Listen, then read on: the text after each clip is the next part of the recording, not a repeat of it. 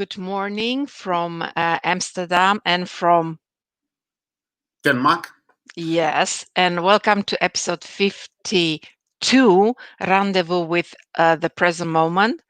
This is a podcast where you get inspired, you get ideas about how to thrive mentally, physically, emotionally, and in your business, especially during challenging times.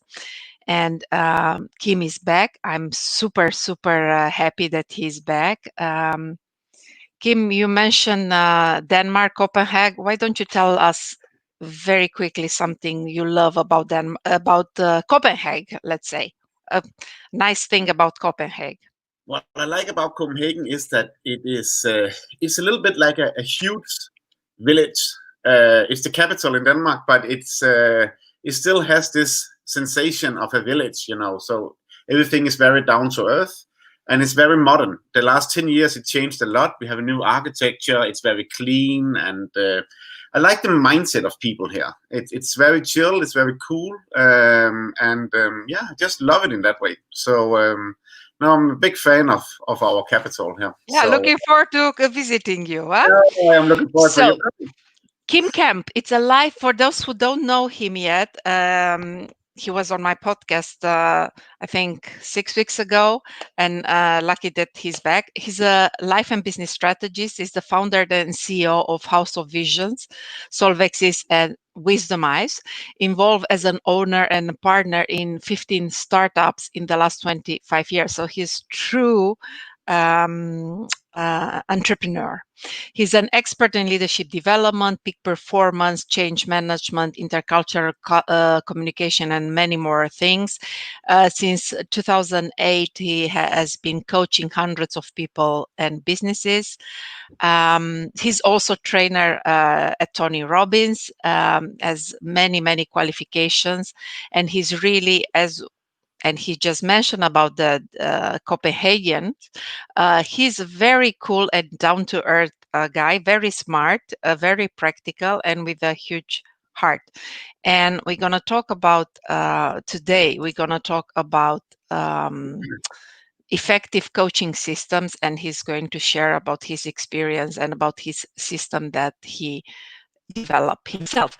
But Kim, before we are going to center. Yeah. And then we have half an hour-ish to dive into this. So let's close our eyes and occupy a position of strength.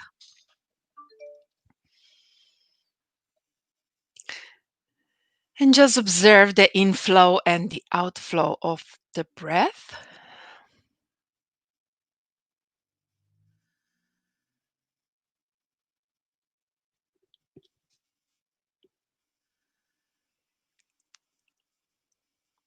And I'm going to offer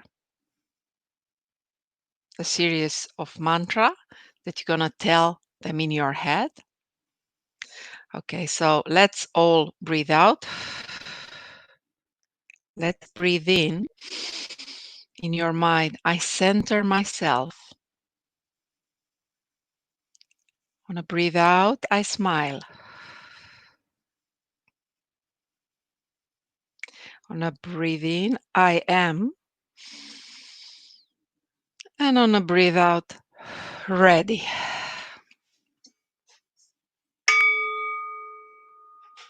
So, open your eyes and we are ready. So, coaching. Let's talk about one of our favorite topics, coaching.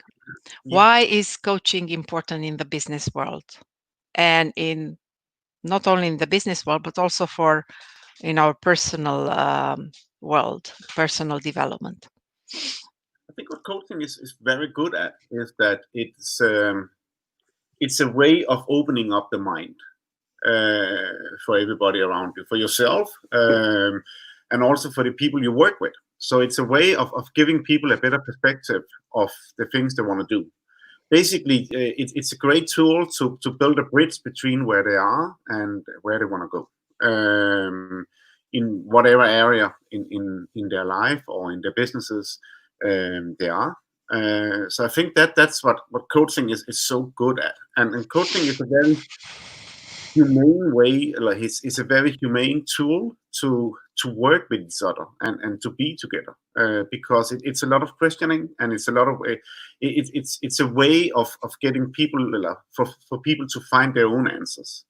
Yeah. uh, so it has a lot of respect for everybody around you in that way. It's not telling people, it's actually a communication tool in that way. So that's why I really love coaching in that way. So How did you get into coaching?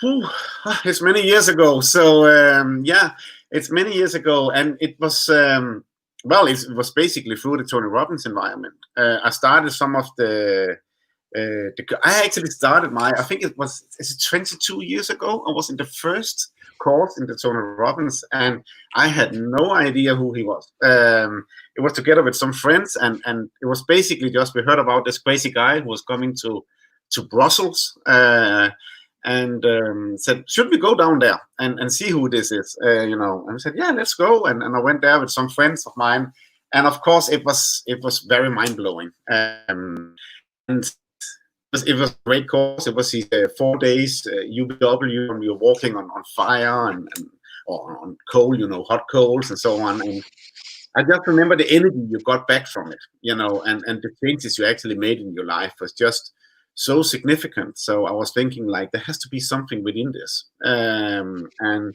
so I started to study it, and I started to go to some of these seminars, but also a lot of other seminars and courses and so on, because there is a whole world out there of different ways of working with coaching in that area.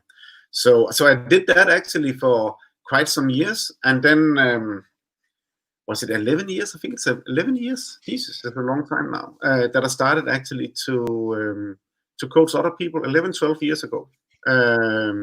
So I actually worked with it as a professional after that. And yeah, that's how I came into it. Yeah. And you studied from different teachers, of course, and you took a lot of courses, and then you have developed your own system. Tell us about this. Well, basically because, in that time, I was going to so many seminars, so many courses, and within the coaching, and taking a lot of different kind of educations, and they're all good. They're all good. They're very different, some of them, but they're all good. And They help you anyway to do something different that you've been doing. So, so, yeah. So you know. and then and then I started to work as a coach, and while I was working as a coach, I also did a lot of courses and continued to educate myself in all kind of ways, all over the world. And then after 2 or 3 years, I had been coaching for, I had a lot of clients one-to-one. And then, I tried to take a deep look at myself, and I was like getting a little bit tired of going to all these seminars. It was like I was becoming a seminar junkie. I needed to have all the courses, all the new education, and so on. And then I was thinking, do I actually need all these things? Do my client actually need it, or is it just me who is needing it? So that was the big thing, and so I started to look at that and look at actually the results that my client got, and they were great, And then I looked at all the notes that I was taking in the clients and seeing which kind of, what did I actually use in the different kind of sessions, and was there a kind of a pattern between that? Was it kind of a system within that? And that's what I found. So I just found what was actually working for me, and then I stopped going to so many courses and educations and so on, because I was thinking, I have enough, I have enough. And the client was never ever asking about different tools or new tools and so on. And so I started to develop my own system, actually doing that doing that better, instead of just gaining new knowledge all the time. And I think So you kind of hide the next shiny object. You hide the next shiny object syndrome, that, and I want to do this and this and this and this. Yeah, exactly. So, and then I was just focused on the clients, because I think that's what happens a lot in the coaching world. It's very addictive to go to all these courses. And in the end of the day, you can ask yourself, is it for yourself, or is it actually for your clients you're doing that? So when I started to focus on the clients, the world changes, and I focus more on the clients, to 100% of the clients, then I mean the world changed in that way, and that's why I started to develop a system, and I simply just build it up of different kind of other theories, and that I used a lot, and the system is called the Mental Compass, and I actually developed one more within the business world as well, which is called the Business Compass, and the Mental Compass, which is what I use as the base of all my coaching. Of course, you have a big toolbox, so you use all kind of different things depending on what the client needs. But this is kind of the base where I'm working from, and it's built on different kind of things, and it has like 3-4 basic elements in it, and one of the elements is the spiral dynamics. I think you had Claudio on one of your podcasts, didn't you? Yes, I did. Yes, I did. Yeah, so was if people great. really want to know about that, they should look that up. He's an expert in that. So that I integrated Claudio into, Bellotti. yeah. So I integrated that theory into my system, and I use that a lot, and I love it, and then I use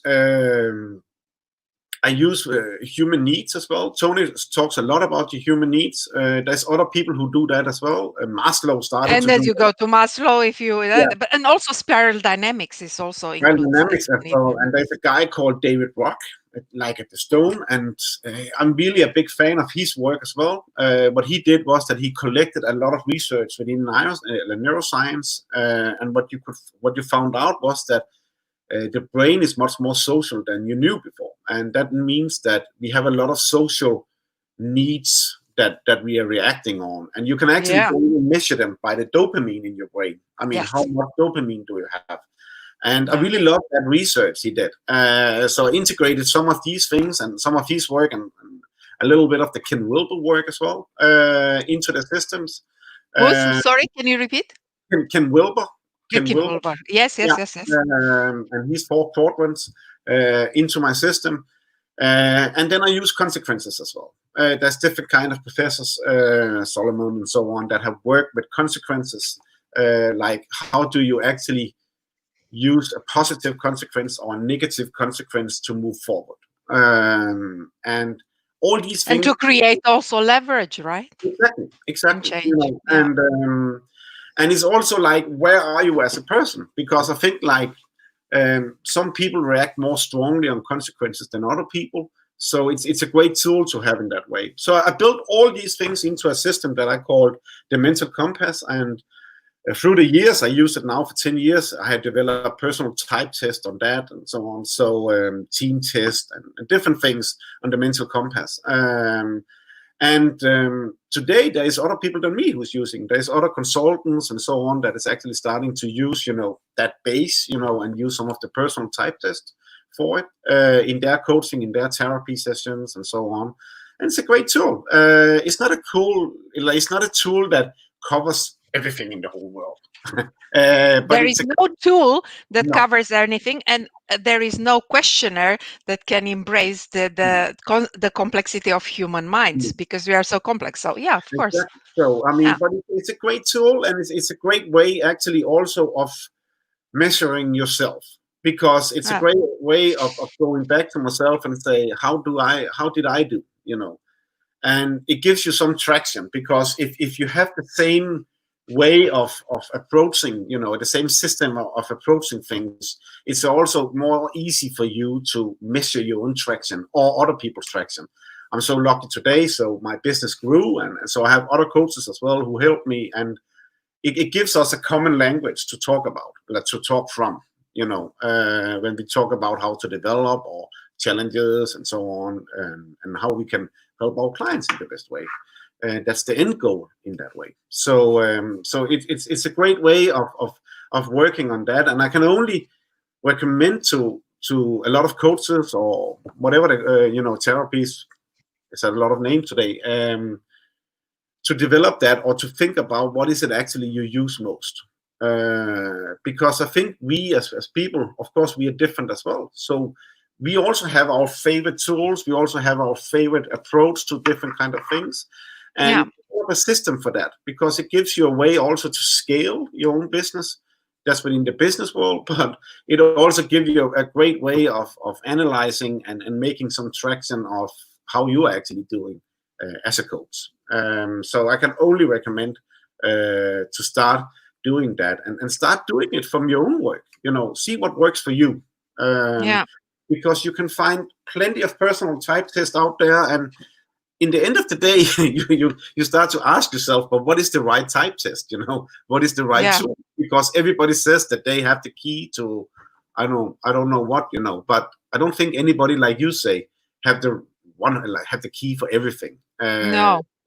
I think you can develop the key for yourself and your business. And you look also at your personality, because there, we are all different. Of course, we have the same nervous system, but we are bio individuals, right? We Yeah, have our specifics.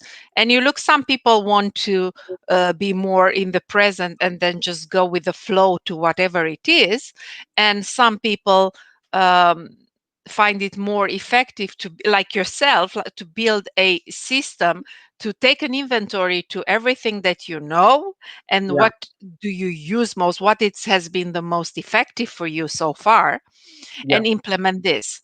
So it's also for you as a coach, and I'm talking about professional coaches, but also managers that are doing coaching.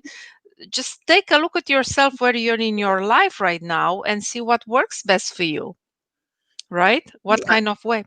I think it's the same. I think it's a little bit like walking our own talk, and because this is what, like you start with in each of your podcasts, where you want to have people to be grounded in that way, Yeah.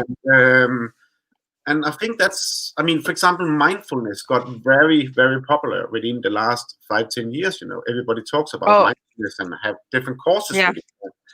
And I think it's a little bit the same, because I think it's the relationship to yourself. And I think that's where we have to start, because I remember when I'm a father, and my little girl is almost 10 today, and like not today, but she's getting almost 10 in a couple of months. But I remember when she was probably 2-3 years old, and she was not polluted too much by us as a parent or the environment.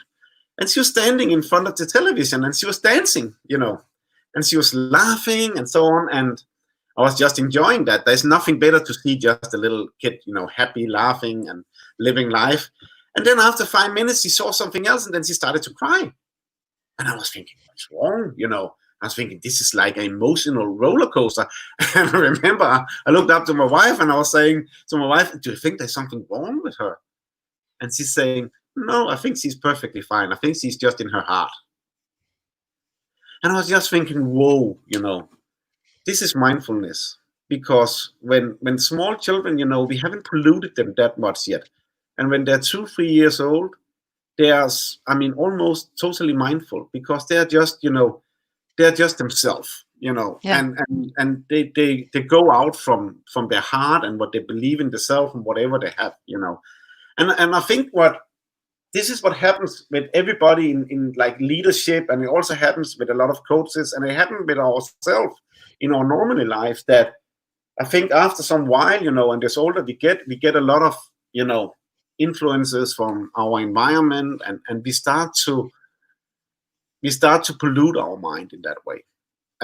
It's a little bit the same as, let me make an example here. My daughter actually left some Lego here.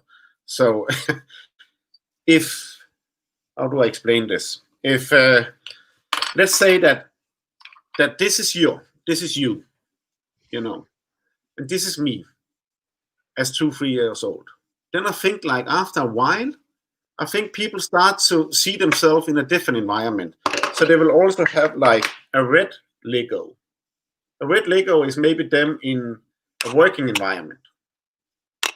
And then maybe they will have a white Lego, which is them with their friends. And then maybe they have something within a relationship. So this is maybe the other yellow. And what they do is that they look from themselves over to the different The color. identities they have, and they have they have an opinion about who am I in a relationship, who Yeah. am I in a working environment, who am I with my friends, or whatever it is, And in the end of the day, they are 4 people. and they're going around and it's scratching all the time, and it's just hard to be one, and I think mindfulness is all about putting all these bricks Yeah. together and be one, Yeah. you know And and I think that, accept all of you actually. exactly. So because the problems are when you have this disconnection and you have conflicts between Yeah, those colors as you have it with the logos, exactly. those Because parts we'll of us. always be a little bit different in different environments, but we need to, like you say, I think we need to be grateful about all the different kind of roles we are playing, and we need to expand that so we are not only just this one brick, but we are actually all the bricks, Yeah. and we can do that. But we also need to limit ourselves sometimes and say, this is Yes. me, and this is what I can do, and this is what I really want to do, because, and I think that's the same as the coaching as well. And I mean, we have to figure out what is it that works for me and for the yeah. clients. And come again to the skill of discernment, because why do you want to be an extra color? What do you do Yeah, be to be extra? And then I like the question yesterday. I had Vicky St. George, and we were talking about writing books, and she came with a brilliant questions that I really like. Why now? yeah, Because we get into this fear of missing out, of a comparison with others and everything, and it might be that part that we want to develop might be very good, but is it what we need right now? yeah. So that's what you're saying, coming back and yeah, just see where you are in life right now.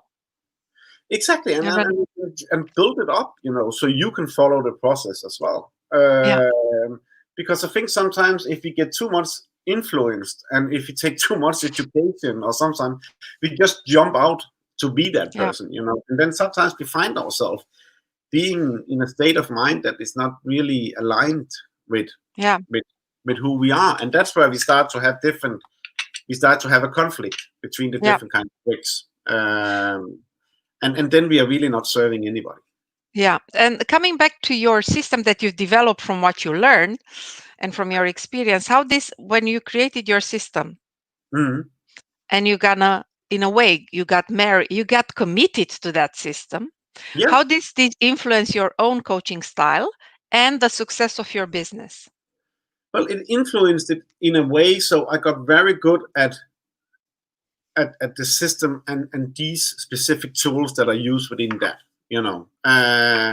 but it also affected me in a way that I got much more clear about who I can help, and why I can help them, and I also got more clear about what is it that I don't want, what is it that I'm not good at, and what is it that I feel for within the coaching, and yeah, so I think that's what it really helped me to do, So, and clarify that in a way. so this process basically help you also to crystallize what kind of people do you want to work with and who can you work. So you didn't start actually from your ideal client, but you started from yourself, finding out actually, the products that you'd like to use, and Yeah, then you crystallize the basically, yes. the profile of your ideal client. It was a combination, because I also started to. I mean, I started actually to use the notes that I had from the different kind of sessions I had, and looked at that, and looked at what was it, which kind of tools did I actually use in that system and in that system. So I took the work that I already had done, and based it on that, and then of course I put it into. I mean, the tools that I used was also the tools that I like to use. And that, of course, I thought that the client needed, So it was a combination of these two things, I think it's like you can't not. I mean, I think we all have favorite tools, and in some ways, we start to use these tools more or less in a lot of the sessions, and then some of the tools we don't, So it was basically a combination of these two things that I started to do. But it was also what I believed in, and I believe in what works for the clients. But I also have to believe in the theory myself. I have to see how Yeah. it works, on myself as well. Some people think I cannot limit myself to certain tools, so I need more. did you find limited by limit by limiting the number of tools that, let's say, that you use, and then creating this mental compass? No, I not in. No, I didn't find a limit in that way. But I also think that within all the education and so on, we always have an extra tool that we can take up in that way. But what I have found out in the coaching session is that I think sometimes we have to be careful not to use too many tools, Yeah. because the client can't follow it, and the whole mental compass is, for example, also it ends up in some action plans for people, so there's something they have to do from each time, so they have like different kind of steps that they have to do, and that's something I got very clear about within the first 1 or 2 years, that because I wanted to do so much, I wanted to help them so much, all the clients, and so that's why I was just floating them with different kind of tools, and you can do this, and if you think like this, and you have to do this, and so on. And in the end of the day, what I could see was when they came for the next session, they have not done half of it. And then I'm going, are you not motivated? And you're trying to motivate them and so on. But I think we have to be realistic, and we have to work. We always have to work from their model of the world. Yes. And look at from what world do they live in, And I think a lot of people, they need less things than we actually think, because they need to be able to do it, and they need to get, there's nothing worse than just putting new actions on a client and they don't get to do them over and over again, because overflow. we just give them we just stress them out in that way, and that has nothing to do about it. The only thing we want to do is that we want to get them a feeling of different things they can do to improve their business or their life or whatever it is, and I think that sometimes is step by step. They have to take these things because they have to integrate it into their world they're living in, and they cannot only do it in their mind; they have to feel it as well. And I think they feel it when they get the experience with it. Awesome. So how does this change your so how does this coaching model, and commitment to the coaching model change your business in the scalability, profitability? Well, it's much easier to scale now because first of all, you can develop products from it. You can that doesn't demand my time in that way. And I can also scale it within using more clients, more coaches. I can scale it within taking in more clients and taking and getting a bigger corporation with more coaches in that way. And that gives us a better foundation. It gives us a better common language to talk from. Of course, all these coaches and has great tools as well, and it's all good, but we still need to have a common language in that way. So you taught your system to the coaches that you were working with. So and then we can talk from that, and so that makes it much more scalable in that way.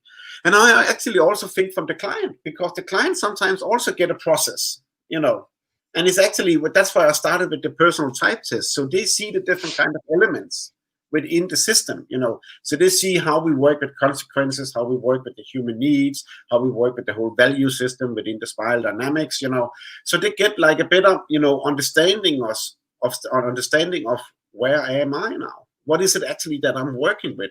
Is it my perspective of my social need or my human need, if you want, of significance that I'm working with now? Do I try to extend that, so it works in more areas of my life, So it gives people like a framework that they can work from as well. So it's not like we don't sit there and say, here there's a new tool, and they have no idea where that came from. So here they have like a process they can follow as well.